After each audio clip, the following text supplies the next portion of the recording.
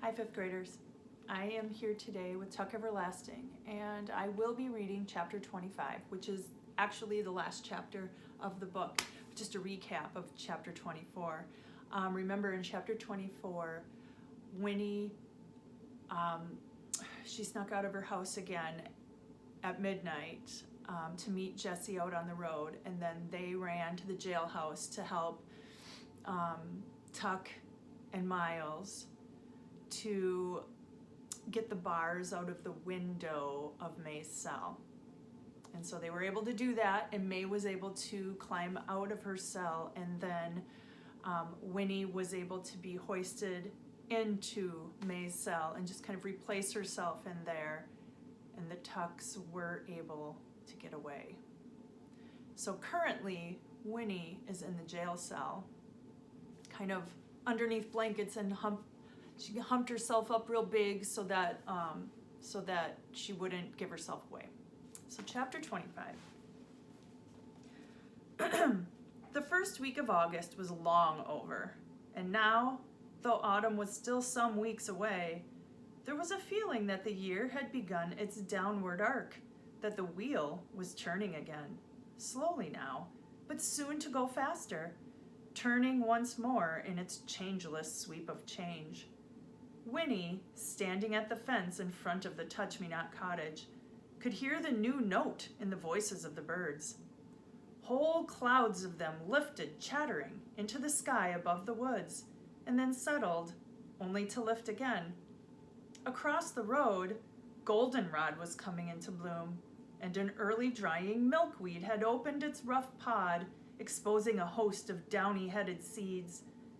As she watched, one of these detached itself into a sudden breeze and sailed sedately off, while others leaned from the pod as if to observe its departure. Winnie dropped down cross-legged on the grass. 2 weeks had gone by since the night of the storm, the night of May Tuck's escape, and May had not been found. There was no trace of her at all, or of Tuck or Miles or Jesse. Winnie was profoundly grateful for that, but she was also profoundly tired. It had been a trying 2 weeks. For the 100th time, she reviewed it all. How the constable had come into the cell soon after she had settled herself on the cot. How he had let down a shutter over the window to keep out the rain. How then he had stood over her as she hunched up under the blanket, her breath heavy, trying to look as large as possible. How finally he had gone away and not come back until morning. But she hadn't dared to sleep that night for fear she would kick off the blankets and give herself away, give the Tucks away unwittingly. So she laid there, pulse thudding, eyes wide open. She would never forget the rattle of the rain on the jailhouse roof, or the smell of wet wood, or the darkness that had saved them all, or how difficult it was not to cough. She had wanted to cough as soon as it occurred to her that she mustn't, and she passed a long hour trying to swallow away the tickle that perversely constricted her throat. And she would never forget the crash outside that made her heart race, and she could not investigate and didn't understand until the morning when, on the way home, she saw that the gallows had blown over in the wind. But oh, it made her tremble still to remember the constable's face when he found her. She had heard first a bustling in the front of the jail and smelled fresh coffee, and she had sat up stiff with apprehension. Then the inner door opened, the door she now saw which separated the office from the pair of cells, and in the light that streamed before him, the constable appeared, carrying a breakfast tray. He was whistling cheerfully. He came up to the barred door of her cell and looked in, and his whistling died on his lips, as if it had run down and needed to be wound up again. But this comical astonishment lasted for a moment only. Then his face flushed red with anger. Winnie had sat on the cot eyes downcast, feeling very small and very much like a criminal. In fact, he was soon shouting that if she were older, he'd have to keep her there, that it was a crime, what she had done. She was an accomplice. She had helped a murderer escape. She was, in fact, a criminal, but too young to be punished by law. Worse luck, he told her, for she badly needed punishing. She was released then into the custody of her father and mother. And these new words, accomplice and custody, chilled her blood. Over and over, they kept asking her, shocked at first and then wistful. Why had she done such a thing?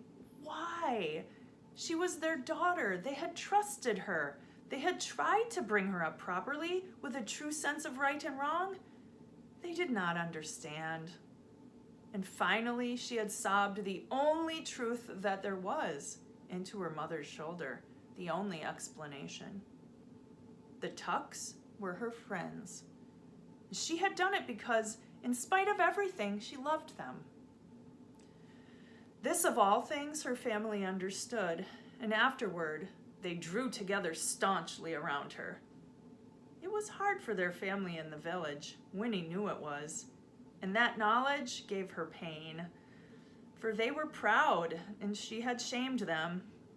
But still, this side of the affair was not without its benefits, at least for Winnie. Though she was confined to the yard indefinitely and could go nowhere, not even with her mother or her grandmother, the other children wandered by just to look at her, to talk to her through the fence. They were impressed by what she had done. She was a figure of romance to them now, where before she had been too neat, too prissy, almost somewhat too clean to be a real friend. Winnie sighed and plucked at the grass around her ankles. School would open soon. It wouldn't be so bad. In fact, she thought as her spirits lifted, this year it might be rather nice. And then 2 things happened. First of all, the toad appeared out of the weeds, on her side of the road this time. It bounced out of a cover of old dandelion leaves and landed, plop, just beyond the fence. If she had reached her hand through the bars, she could have touched it. And then a large brown dog with easy gait and dangling tongue came lopping down the road toward them. The dog stopped opposite the fence and looked at Winnie with a friendly swish of his tail. And then the dog saw the toad. At once, the dog began to bark, his eyes bright. He pranced up, his hind quarters leaping independently from side to side, his nose close to the toad, his voice shrill with enthusiasm. "Don't!" cried Winnie, leaping to her feet and flapping her arms. "Go away, dog! Stop that! Go away! Shoo!" The dog paused. He looked at Winnie's frantic dancing, and then he looked at the toad, who was pressed down close to the dirt, eyes tight shut. It was too much for the toad. The dog began to bark again, and then reached out a long paw. "Oh!" cried Winnie. "Oh, don't do that! Leave my toad alone!" And before she had time to realize what she was doing, she bent, reached through the bars, and snatched the toad up and away from harm, and dropped it on the grass inside the fence. A feeling of revulsion swept through her. While the dog whined, pawing uselessly at the fence, Winnie stood rigid, staring at the toad, wiping her hand again and again on the skirts of her dress. But then she remembered the actual feel of the toad, and the revulsion passed. She knelt down and touched the skin of its back. It was rough and soft both at once, and cool. Winnie stood up and looked at the dog. He was waiting outside the fence, his head on one side, peering at her longingly. "It's my toad," Winnie told him, "so you better leave it alone." And then, on an impulse, she turned and ran into the cottage, up to her room, to the bureau drawer where she had hidden Jessie's bottle, the bottle of water from the spring. In a moment, she was back again. The toad still squatted where she had dropped it. The dog still waited at the fence. Winnie pulled out the cork from the mouth of the bottle, and kneeling, she poured the precious water very slowly and carefully over the toad. The dog watched this operation, and then, yawning, he was suddenly bored. He turned and loped away back down the road to the village. Winnie picked up the toad and held it for a long time, without the least bit of disgust, in the palm of her hand. It sat calmly, blinking, the water glistening on its back. The little bottle was empty now. It laid on the grass at Winnie's feet. But if all of it was true, there was more water in the woods. There was plenty more, just in case, when she was 17. If she should decide there was more water in the woods. Winnie smiled. Then she stooped and put her hand through the fence and set the toad free. "There," she said, "you're safe forever."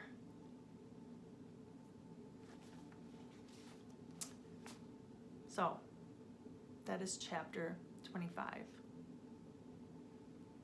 And now you know what happened after the Tucks were able to get May out of the jail cell. And you also know what Winnie ended up doing with the little bottle of water that Jessie had given her for her to save. So, that is the last chapter of the book. However, there is one more, it's not a chapter, it kind of is, but they call it an epilogue. So that will be coming. Thanks for listening.